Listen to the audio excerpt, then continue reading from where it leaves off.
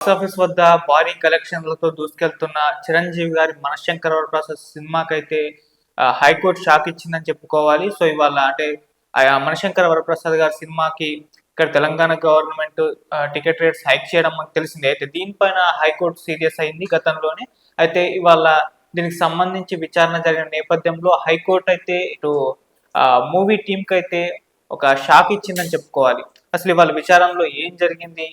ఎటువంటి నిర్ణయం హైకోర్టు ఇచ్చింది? మరి మున్ముందు ఇంకా ఏం జరిగే అవకాశాలు కనిపిస్తున్నాయనేది ఒకసారి కంప్లీట్‌గా 'మనశంకర వరప్రసాద్' గారి సినిమాకి సంబంధించి జరుగుతున్న ఇష్యూ గురించి ఒకసారి డిస్కస్ చేద్దాం. సో 'మనశంకర వరప్రసాద్' గారు సినిమా చిరంజీవి గారి కెరీర్‌లోనే ఇప్పుడు హైయెస్ట్ కలెక్టెడ్ మూవీగా కూడా నిలవడం మనం చూస్తూ వస్తున్నాం. సో రిలీజ్ అయిన నాటి నుంచి కూడా మంచి పాజిటివ్ టాక్‌తో థియేటర్‌లో రన్ అవుతుంది. సంక్రాంతికి ఫ్యామిలీ ఆడియన్స్ అందరూ కూడా ఈ సినిమాని చూడడానికి వెళ్లారు, ఎంజాయ్ చేశారు.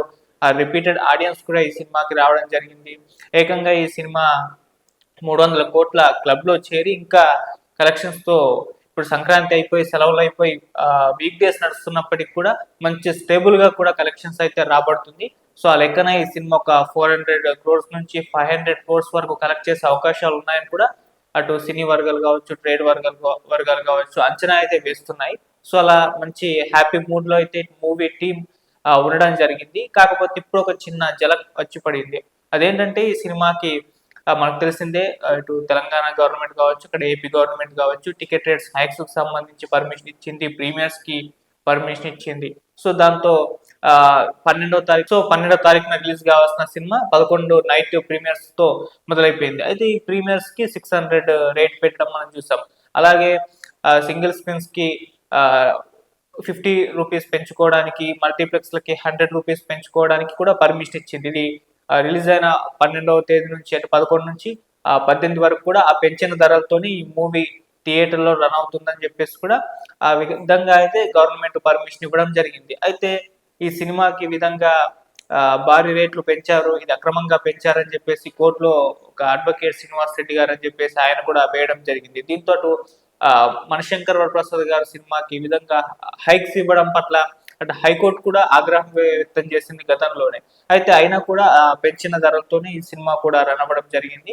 సో ఏకంగా 300 కోట్ల క్లబ్‌లో అయితే చేరిపోవడం జరిగింది. సో మంచి పాజిటివ్ టాక్‌తో ఇప్పటికి కూడా రన్ అవుతూ ఉంది. అయితే ఇవాళ దీనికి సంబంధించి విచారణ జరిగింది కోర్టులో. అయితే కోర్టులో ఏం జరిగిందంటే ఆహ్, ఈ సినిమా అక్రమంగా ధరలు పెంచేసి ఏకంగా 45 కోట్లు అదనంగా సంపాదించారు అని చెప్పేసి ఇక్కడ అడ్వకేట్ శ్రీనివాస్ రెడ్డి గారైతే వాదించడం జరిగింది. సో దానిపైన విచారణ జరపాలి అని చెప్పేసి కూడా కోర్టుకు చెప్పడం జరిగింది. సో అంటే ఏదైతే టికెట్ రేట్స్ పెంచకూడదని చెప్పినా కూడా పెంచిన ధరలతోనే కంటిన్యూ అయ్యారు. సో దానివల్ల 45 కోట్లు అదనంగా వచ్చేసాయని చెప్పేసి ఇప్పుడు ఆరోపణలు అయితే చేయడం జరిగింది. సో దీనిపైనే కోర్టులో డిస్కషన్ చేసింది. అయితే ఇప్పుడు కోర్టు ఏం చెప్పిందంటే ఏదైతే ఈ అక్రమంగా ధరలు పెంచేసి 45 కోట్లు ఎర్న్ చేశారని చెప్తున్నారో దానిపైన దానికి సంబంధించి కంప్లీట్ ఒక లిస్ట్ రావాలి. ఈ 45 కోట్లకు సంబంధించిన ఆదాయాలకు సంబంధించి అన్ని వివరాలని కూడా సమర్పించాలని చెప్పేసి అటు జీఎస్టీ అధికారులకైతే కోర్టు ఆదేశాలైతే జారీ చేయడం జరిగింది. ఇప్పుడు ఇది మూవీ టీమ్ కి పెద్ద షాక్ అని చెప్పేసి, ప్రొడ్యూసర్లకు పెద్ద షాక్ అని చెప్పేసి సర్క్యులేట్ అయితే అవుతుంది. అంటే 300 కోట్ల క్లబ్‌లో చేరి ఇప్పుడు సక్సెస్‌ఫుల్ గా రన్ అవుతున్న ఈ సినిమాకి అదనంగా వచ్చిన ఏదైతే ఉందో అంటే ధరలు పెరగడం వల్ల వచ్చిన ఈ లాభాల పైన ఎక్కువ మనీ పైన ఇప్పుడైతే జీఎస్టీ అధికారులు మరి విచారణ చేపట్టే అవకాశం ఉంది. అంటే దానికి సంబంధించిన వివరాలను సేకరించే అవకాశం అయితే కనిపిస్తుందని చెప్తున్నారు. సో కనిపించి మరి నిజంగా ఇది ధరలు పెంచకూడదని చెప్పినా కూడా పెంచిన ఆ ధరలతోనే సినిమాని కంటిన్యూ చేయడం వల్ల వచ్చిన డబ్బేనా అని ఇవన్నీ కూడా తేలాల్సి అయితే ఉంది. వాటి పైన ఒక ఎంక్వైరీ అయితే చేసే అవకాశం కనిపిస్తుందని కూడా చెప్తూ ఉన్నారు. సో మరి ఏమవుతుంది ఈ సినిమాకి సంబంధించి అనేది ఒకసారి మనం చూడాలి.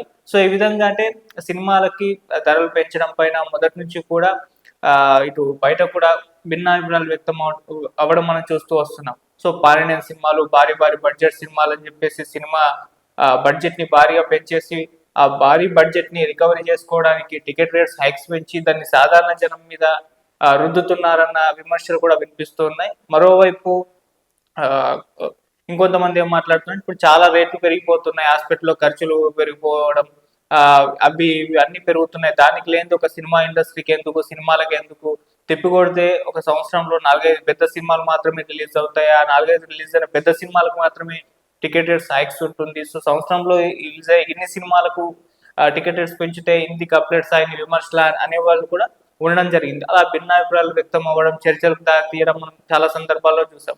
సో అలా ప్రతిసారి కూడా ఈ చర్చ పెద్ద సినిమా వచ్చినప్పుడు దాని టికెట్ రేట్స్ హైక్స్ కి గవర్నమెంట్ పర్మిషన్ ఇచ్చినప్పుడు ఈ చర్చ అయితే రావడం మనం ప్రతిసారి కూడా చూసాం. సో మెయిన్ గా సినిమా థియేటర్కి సంబంధించి అంటే సినిమాలకు సంబంధించి టికెట్ రేట్స్ హైక్స్ కి సంబంధించిన దానికంటే కూడా ఆ థియేటర్లలో మల్టీప్లెక్స్లలో ఉన్న పాప్కార్న్, వాటర్, కోకోకోలా వీటికి సంబంధించిన రేట్ల పైన కూడా పెద్ద ఎత్తున డిబేట్లు జరిగాయి.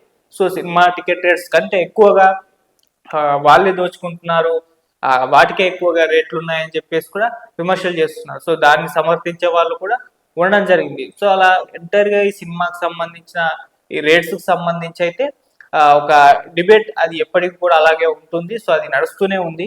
సో మనం ఎన్నో సినిమాలకు పాడిన సినిమాలకు చూస్తూ రావడం చూసాం. అయితే పుష్ప 2 సినిమా తర్వాత జరిగిన సందేహ ఘటన తర్వాత తెలంగాణ గవర్నమెంట్ ఏ సినిమాకి టికెట్ రేట్స్ హైక్స్ ఉండవు, ప్రీమియర్స్ బెనిఫిట్ షో ఉండవు అని చెప్పేసి మనం చెప్పడం చూసాము. ఈవెన్ రేవంత్ రెడ్డి గారు అసెంబ్లీ సాక్షి అయితే చెప్పారు. కాకపోతే తర్వాత కొన్ని సినిమాలకి అంటే బెనిఫిట్ షోలకు ఇవ్వలేదు, కానీ ప్రీమియర్ షోలకు అయితే అనుమతి ఇచ్చేశారు. టికెట్ రేట్స్ కూడా ప్రతిసారి ప్రతి సినిమాకి కూడా పెరుగుతూ రావడం అయితే చూసాం. సో దీనిపైన కొన్ని విమర్శలు కూడా వచ్చాయి. అయితే ఇలా పెరుగుతూ రావడం అని చూసాం. ఇప్పుడు సంక్రాంతి రిలీజ్ అయిన రాజాసాబ్ కి, మన శంకర్ వరప్రసాద్ గారి సినిమాకి, మళ్ళా నవీన్ పొలిశెట్టి గారి అనగనగా ఒక రాజు సినిమాకి, రవితేజ గారి భర్త మహాశైల విజ్ఞప్తి, వీటన్నిటికి కూడా టికెట్ రేట్స్ కి అయితే పర్మిషన్ అయితే దొరికింది.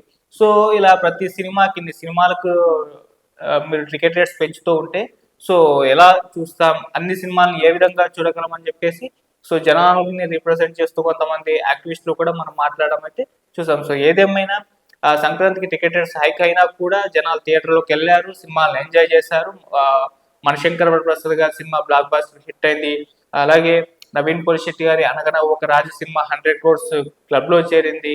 నారి నారి నడుమమురారి మంచి వసూలు రాబట్టింది. భర్త మహాశైలకు విజ్ఞప్తి కాస్త మిక్స్డ్ టాక్ గా ఉన్నప్పటికీ కలెక్షన్స్ స్టేబుల్ గా ఉన్నాయని చెప్తున్నారు. ఇక ప్రభాస్ గారి రాజాసాబ్ సినిమాకి కంప్లీట్ నెగిటివ్ టాక్ వచ్చినప్పటికీ కలెక్షన్స్ లో మాత్రం ఏ విధంగా డిఫరెన్స్ చూపించట్లేదు. ఏకంగా 2 తెలుగు రాష్ట్రాల నుంచే 200 కోట్ల పైచీలకు, ఓవరాల్ గా 250 కోట్ల పైచీలకు వసూలు అయితే రాబట్టింది. సో ఇది అలా సంక్రాంతి అయితే సినిమా ఇండస్ట్రీకి కాస్త బెటర్ రిజల్ట్స్ అయితే చూపించింది. అయితే ఇప్పుడు మనశంకర్ వరప్రసాద్ గారి సినిమా టికెట్ రేట్స్ ఎప్పుడైతే పెరిగాయో అప్పుడే ఇలా కోర్టులో అయితే పెట్టడం జరిగింది, పిటిషన్ వేశారు. సో ఇన్ని పెంచేశారు అక్రమంగా అని చెప్పేసి, దానిపైన సీరియస్ అయితే అయింది.